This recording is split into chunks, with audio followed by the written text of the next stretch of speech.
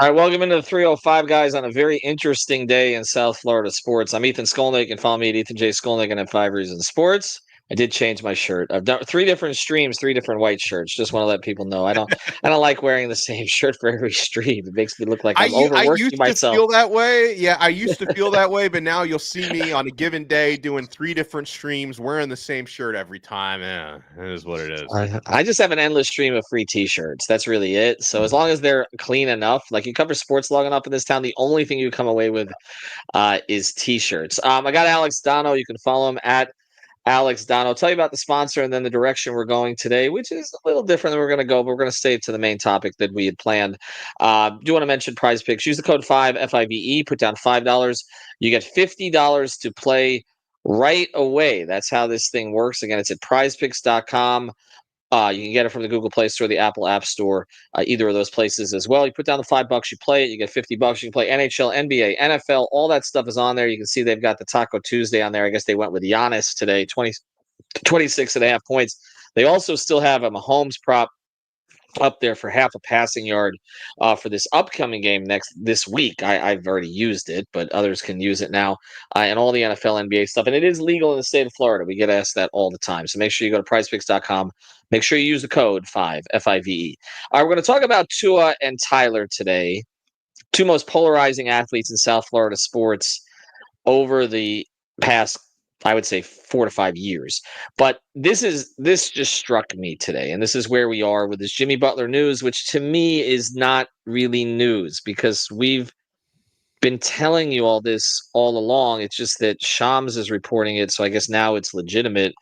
Um, I mean, the Heat are. I mean, I'll report what he reported, which is that the Yeah. Heat are listening to offers for Jimmy, and the three places that he would be willing to go would be Houston, Dallas, or Golden State. Now, I would assume, by the way, first thing they listen to offers on everybody. Listening to offers is not the same as shopping. Okay, you're not doing your job. You're negligent if you're not listening to offers. And the other part of this is the three teams. Well, those are three of the teams that we've been mentioning all along. We just did a podcast about the 7 teams in the West that could get involved. Houston and Golden State were the two we talked about the most. So this, again, is not really news. The question is whether or not these teams would extend him and whether or not they would want him as a rental. And then it gets back to whether or not the Heat would actually trade him if they think they have a shot to contend, which the Heat are always going to think they have a shot to contend, even when they don't have a shot to contend. And now they're 12-10, and they got 2 winnable games coming up, and they've come out of the worst patch of the season, and they're healthy, and Tyler's playing at all-star level. And so I think a lot of this is sort of overstated, and I'm not even sure it came from either of the two camps. I don't know why the Heat would leak this, uh, although I guess maybe you could try to create a market for him, but I don't think they would do it at this point when they're on a winning streak. And Jimmy's camp doesn't have a relationship with Shams, although I heard they've been trying to repair that. But I don't. It's not going to pressure Pat to extend him now anyway. So to me, this is like Shams talking to people around the league, and some other team is mucking up the Heat's business and threw this out. That's typically what this is, and it's not that different from anything we've reported. So I'll say all of that, okay? But listen to our content, watch our Jimmy stuff, give us views. That's fine. But again, we've been telling you this stuff for months. But Alex, what really struck me was Tyler Herro was at practice today, and he's being asked about Jimmy Butler's trade rumors. And that is, you want to talk about a full circle moment. Oh, yeah. Right? I mean, Tyler is literally the trade rumor survivor. He should wear a little patch on his jersey. Good. He's been through a lot. Right? And so my question to you was going to be very simple, and I know we had to hit the Jimmy stuff. Who has overcome more to get to where they are right now? Tua has played very well of late since he's returned. I know they don't have the record they want, but he's basically going to set a record for completion percentage. He just won a game against a bad team, but he made everything happen down the stretch of that game. And Tyler is, in my view, an all-star this year. He's outplayed Mitchell, Garland, Booker, Edwards, all these guys head-to-head. He's got the highest efficiency of his career by far. Who has overcome more, in your view? I would say Tyler, only because at least for the past couple of seasons, Tua has been in a much friendlier environment. So I guess maybe you could argue overall, I think I'm thinking with more recency bias, because for Tyler, it's like every time there's a trade period or deadline or a summer looming, he gets mentioned every single time. And a lot of times fans even turn on the guy, and I understand. Like I get to an extent, I understand it. So maybe as I'm talking myself into a different answer, it probably is Tua, because at least in the case of Tyler, I think the organization has probably always been a little bit more upfront with him and transparent. Whereas Tua, and he's been in a friendlier situation with McDaniel for the last couple of years, but for Tua, first 2 seasons of his NFL career, his head coach was literally working against the guy. And, right. That's true. And I think that helped kind of pave the perception for the way a lot of Dolphin fans looked at him, because it's like as soon as Tua got here, Brian Flores made the weird decision to throw him out there too early, which probably divided a lot of his teammates. And that was Flores' decision to start Tua too soon, not the locker room, or not Tua's decision. And then everyone's like, hey, we're winning games. Why are we not starting Fitzpatrick, who's been actually leading us to what are we doing here?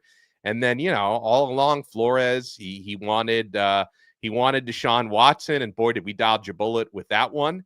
So, but obviously in the case of, but Tyler's a close second, Ethan, because Tyler Herro, I feel like the Heat are probably better about being transparent with their players than the Dolphins organization and certain former head coaches are. But at the same time, this guy has been theoretically on the trading block, even though Pat Riley has often said otherwise, but he's theoretically been on the trading block probably a dozen times at least at this point in his NBA career, if you count both trade deadlines and summers. He's also, there's a similarity between Tua and Tyler, that both of them have struggled with their availability, which has affected the fan perception of them. They've both had to work through that. And so, I would say Herro is a very close second to Tua Tagovailoa. Yeah, it's really tight, but let's go through some of the parallels here, and I think you covered some of them. Tua was drafted 5th to save a franchise, right? I mean, he was coming out of the rebuild. Tyler was not drafted to save a franchise. Tyler was drafted in 19 before they got Jimmy. They already had Bam, but they were kind of floundering a little bit. Like the Heat were not where we expected them to be. I remember writing a column that Pat needed to do something bold. He went out and got Jimmy. And things changed. Okay, now, Tyler had more initial success than Tua. Tua had to wait behind Fitzpatrick, like you said, had a coach who didn't believe in him. Herro was a pleasant surprise in his rookie year. I mean, none kind of got off to the faster start, but then Tyler picked it up. Tyler Bubble Herro, which, by the way, Bubble Herro is nowhere near the player that he is now. But that's what people in national space remember. Okay, so that he had, I think, an easier start to it. Like Tyler was a fan favorite from the very start, whereas Tua was, I think, considered to be a disappointment at first, because even though he probably should have had a redshirt year, because of coming off of the hip injury, he didn't have the immediate success that people wanted. But Aaron Anders hits on this, and this is the other parallel. Both have either delusional stands or haters. I don't really think it's about the two of them personally. It's about the people who root for or against them. There has been very little gray area with either of them. And it's funny because there's this one guy on Twitter, I'm not going to mention him and give him credence, but anything Tua does, he defends Tua. Anything Tyler does, he hates on Tyler. But yet he criticizes those who are on the other side of it each way. I have this guy muted, but sometimes I check it out just because it's amusing. But that's what it is. It's like you don't necessarily have to like both. You can like one or the other. We know that there's some overlap between Dolphins and Heat fans, although not identical. But neither of them has really brought this on themselves, except I would say Tyler more than Tua, because Tua until like the last year never said anything out of pocket. Right? Like never. Like Tua was, the church guy, the this and that. It wasn't until recently that we had kind of salty Tua. Whereas I'll get to Alfredo's comment in a second, because I know he has definite opinions about this. Herro did bring some of this on himself because he was flashy. And also a white guy in the NBA who has a certain, drip, as he said when he first came in, is going to attract that. Whereas Tua was one who didn't want to be on the quarterback special. Tyler was doing like videos on overtime. One of the places Tua didn't want to be on the quarterback special because he didn't want people in his personal life. So they're different in that regard. It's come to different ways. And Tua was the guy who came in hurt. Tyler was the guy who didn't come in hurt, but then started getting hurt. So there's all this stuff with the two of them. I think Tua has it harder simply because being the quarterback of a team in a market is It's harder. the face of the franchise. Yeah. Correct. And it's all about him either way. But I don't want to diminish what Tyler has gone through. I cannot think of an athlete, and I've been doing this 30 years now in this town, who has come out the other side the way that Tyler has. I mean, can you think of one? Like, is there someone who was this criticized for all the things? And I know he hasn't done it in the playoffs yet, but he's literally played a perfect 22 games to start this season. Like he's played in every game. I asked him the other night. I said, "What are you proudest of?" And he said, basically said, "I'm not nothing yet." And he kind of gave the Kobe Bryant answer. I think if he was honest, he would be proudest of the fact that he's played every game. I think that's what it is. Yeah. But he's also raised his game in every conceivable way. And he's legitimately outplaying guys that people mocked him for putting himself in that category. He's outplayed Trae Young. He's outplayed Eliza. So can you think of another guy in South Florida sports? I don't think I can think of an example that good, but just thinking off the top of my head, and of course, a lot of things come back to the U with me. This is first one I'll give you is not a player, but a coach. And I get it. That's different. But Ethan, I remember in the mid 90s when people were flying banner planes to fire Butch Davis. And then Butch Davis now, this dude is remembered like he's the Pope, right? And he didn't even win. Technically, Butch Davis did not win a championship, but he recruited the greatest college roster of all time. And and obviously he got his stock high enough. And Donno, fans wanted him back. They wanted him back before he went to FIU. So I'm saying he came out from the other side of that. That's a coach. I'm trying to think of players. I got one. Go ahead. I got one. You go, because yours is probably better. Bob Bobrovsky. Yes, that's the one. That's the best example. My example is going to be Brock Berlin, which is not nearly as good because a good one. He didn't. It's a good one. Because he didn't win anything at Miami, but first year as a starter at Miami, the guy was booed. Second year, he was putting up crazy numbers. But yeah, Sergei Bobrovsky. I don't think we're going to find a better one than that. I think it's a great one because I was at the arena before they made the Cup run. The same year that the Heat made their run to the finals as an 8 seed, and I was there as a fan just because I go to Panther games. I go to more Panther games as a fan than I go to the others. More the others I'm covering. With the Panthers, typically I just go as a fan. Our guy Alex Baumgartner does a great job on the Panthers, and I'm sitting there and he was getting booed like crazy. I mean, there were banners about how much money he's making and how he wasn't worth it, and now it's like Bob missed a couple of games because of the birth of his second daughter. Come back. We miss you. All this stuff. I mean, it's just like, you look at the Instagram posts, people are, again, celebrating him as a Hall of Fame player. I mean, winning a cup helps, but also most Panther fans, I think, and we've had Panther fans here in the comments, thought it was a bad contract. The way it was playing out. Wanted Spencer Knight to play, wanted somebody else to play. And the guy he's like cemented. And now I don't think Barkov's had to deal with that. I think everybody's loved him from the beginning. But that's the best example. On the Heat, I have a hard time thinking of anybody like those. The criticisms, it tends to be guys who are celebrating when they come in and then criticized along the way. Yeah. Like Eddie Jones was like that. Mashburn was like that. But I can't think of a guy who just changed. Now, there's smaller examples, like Drew Smith is an example now, right? Like, okay, but Drew Smith is a side project. Herro was a centerpiece type player who people wanted gone. The whole thing about run it back was Tyler's still here. That's what it meant. Okay. And the reality is now you have Tyler Herro being asked about you. I'm going to give you a little bit more time to think about this. I want to think about this on Tua, Tua specifically on the other side. But let me read Alfredo's comment. It's a very loud 10% of Finns fans that don't like Tua. Tyler has 30% of 40% Heat fans that are suspicious. Truth is both are on all-time franchise great trajectories. Well, we put Tyler, Greg and I did the top 50 players in Heat history. Greg Sylvander and I. We had Tyler 16th, and we got more criticism for that pick than any other that we made in the 40. Because he was too high. Too high. People said. And the reason he was that high was he's literally I think he's 6th all time in points per game for them. Yeah. And I'm sorry, I had him in the top 20. I think he's accomplished enough. Everybody's like he hasn't done it in the playoffs. I think right now he'd be 16th or higher for most people. I think most people would think that we have him too low. All right, we're going to talk about a great sponsor of the 5 Reasons Sports Network, U-Break Wheel Fix. You can find him at ubreakwheelfix.com. That's with a U at the start. You can find them in North Miami. Again, Mark and his team, they do a great job. They also take good care of you for 5 reasons, because they give you 5.5% off your entire order if you mention 5 on the floor. 5 reasons, 305 guys, anything with 5 in it, literally. Go to You Break Wheel Fix. It's 305-748-0112, 305-748-0112, or Instagram You Break Wheel Fix. Get your wheels refinished, fixed, get the powder coating, get the special colors, whatever it is you want to do. You can do it at You Break Wheel Fix. You can even get like Pop-Tart colors. I don't make Alex upset. Okay.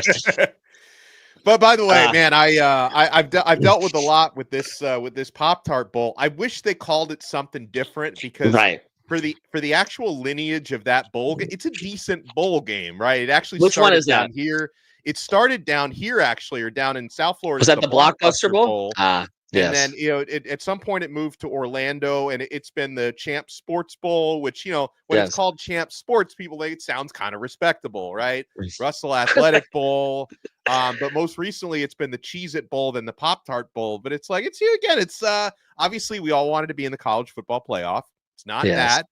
But the Pop-Tart Bowl, I just wish they called it something different, because it's basically become a meme, and it's a little embarrassing. And then when I told my wife that we can't, I'm in the doghouse right now, because we were thinking of taking like a short vacation, just her and I, after Christmas. And I was hoping maybe Miami wouldn't play a bowl game that week, right? That it would be a different schedule. And then I had to tell her, we can't go on a cruise that weekend because I have to cover the Pop-Tart Bowl. She's like, come again? The Pop-Tart Bowl. What flavor Pop-Tart? Was that brown sugar? I mean, it sort of depends on which type of Pop-Tart. I don't know why, and I feel for you on that, because it's never good making excuses to women about sporting events that you got to cover, but particularly when it's named after a breakfast pastry. That makes it worse, I can imagine. I will say, though, the Blockbuster Bowl, I mean, at least Pop-Tarts still exist, because Blockbuster, was there one left in the country? I think it was like out west somewhere, like in Oregon or Washington. I watched don't judge me, I have no life, I get it. I watched a documentary about it. So there's one but it's independently owned, obviously, because there's no Blockbuster Corporation anymore. So it's independently owned. There's one Blockbuster left, and it's in Oregon, where all the hipsters live. So they're like, hey, bro, let's rent a videotape this weekend. So yeah, there's one Blockbuster left. I think it's still there. I think it's in Bend, Oregon or something. My girlfriend's from there. Okay, I'll ask her if she's been. Don't be kind. Rewind. That's the important thing. And I probably still have some Blockbuster tapes in the back of my car. I mean, I don't know what you get for those. They might be worth something these days, anyway. All right, so let's get back to this, okay? Because I want to ask your personal view on this, because tell me if I'm wrong on this. You have been a Tua skeptic to some degree, right? Yeah, absolutely. Yeah. Okay. All right. Were you a Herro skeptic? Yes, I have been a skeptic of just about everyone, except maybe for Dwayne Wade and Dan Marino. I've been a skeptic about pretty much everybody. And okay, so I've got many reasons for being a Tua skeptic. And one of those, you said something earlier that you really stuck the landing on this point. Part of what makes me skeptical of certain athletes are the fan bases for those specific athletes, right? I mean, aside from the fact that Tim Tebow went to the University of Florida, which I don't have any love for, something else that made the Tebow thing super annoying were the Tebow stands. That made it that made me wanna, and Tebow seems like a perfectly incredible human being, but one of those things that made me not want to ever embrace the guy were his annoying fans, right? And it's you've got, and Tua gets it from both angles, because there's a lot of unfair hate. Now, you described me the right way as a skeptic. I would never call myself a Tua hater, right? Because I'm a Dolphin fan. I want him to succeed, and he's putting up great numbers, fantastic. I want to win some playoff games before my time is up on this earth. I want to win a Super Bowl. But yeah, part of what has made Tua annoying at times are the people who act like he's better than Patrick Mahomes or anybody else who's ever suited up. And I guess the same could be said for Tyler Herro, that there are overzealous Tyler stands as well. But yeah, I've been a skeptic of both, and a lot of it has to do with both of them, the injury availability. Yeah, with Tyler, you nitpick certain defensive things with him. And with Tua, you nitpick the fact that he's not had, success in cold weather games. I don't put that all on him. I think the entire Dolphins roster is not constructed to win, in sub-zero temperatures in the playoffs, unfortunately. But some of that criticism goes to Tua as well. Well, and I think that both guys are still on the clock in the sense of overcoming their biggest question, right? Which is, in Tua's case, it's winning a cold weather game in the playoffs. Like, until that happens, that's always going to exist. I'm thinking of the Tua and Tyler stands on Twitter, and they're equally annoying. They are, because you can't say anything even somewhat critical. Like, I made the point about Tyler that I don't even think applies anymore, which is there was a period of time where the more points he scored, the better chance they lost. And I do think there was some correlation at that point because he wasn't especially efficient. And it was taking away from more efficient players. But with his efficiency this year, that no longer applies. Like, you want him taking shots. You want him leading them in scoring because he's doing it at 50% from the floor and 42% or something like that from three. So you'll take it. I get frustrated about the criticism of both, but I think the criticism of Tua, the reason it bothers me more is it's from national people who don't watch the team. The Tua stuff is more national. The Tyler stuff has been more local, and it's because Heat fans pick a player. There's Bam stands, there's Jimmy stands, there's Tyler stands. This was the case during the Big Three era too, where some didn't like Bosch. They pick certain players, and so it's more local with Tyler. It's more national with Tua. Like, Tyler's not going to be discussed on First Take. Tua is. And it's going to be a lot of people who don't really know anything about him or haven't watched the Dolphins or don't understand the deeper issues with the Dolphins. And so he's blamed for things that are beyond his control. And I think that's why I would tend to say that Tua has had to overcome more because the Tyler stuff has been, okay, he's going to get traded and it's Heat fans all over him. But I'll say this, and I will end here. I give them both credit for the way they've handled it. Tua got more. It's funny because they went different directions with it. Tua got sort of, I don't know, mouthier about it, right? Like, he went from just accepting it, dealing with it, to being salty too and kind of going back. Tyler went the other way. Tyler would read everything on social media. He even went on Heat Spaces, although I give him credit for the way he handled that. And now it seems like he's put that aside to a certain degree. And you've got Tyler telling Bam to stop looking what people are saying at him. You've got Tyler talking about Jimmy's trade rivers. He's grown up. I think Tua was always this mature, but just wasn't allowed to show his personality. I think Tyler has legitimately grown up. I think that's the difference between the two of them. But it's great stories. Bob's a great story too. On the Dolphins side, I think Xavier Howard is one who I think people thought that wasn't a great pick his first year, and then he kind of developed. But the reality is the Dolphins have had so many picks through the years that were bad and turned out to be bad, and nothing really changed about that. I guess Austin Jackson would be one. I don't know. I mean, there's a couple that have, but there's not it's not like Tua and Tyler where I think they've had to overcome this much. All right, Alex, we appreciate you. We're sorry about the technical issues this morning. That was beyond our control with StreamYard. Lots of stuff on the channel. Stuff this morning, yeah. Well, for those who don't know, I was talking to myself for 8 minutes today. StreamYard, I guess, was not producing sound. And Donno was doing the same thing, but didn't even have live viewers to tell him he wasn't doing it. So I did a whole 35-minute episode for nothing down the freaking drain. Best stuff he's ever done. Best. It was. Trust me. Take it to his grave. All right. Enjoy the Pop-Tart Bowl. And Ben's mentioning Waddle. People wanted Devontae Smith. Yeah, but I don't think it was quite to that level. Anyway, enjoy Ben on Playback and our other platforms. Have a good day, everybody.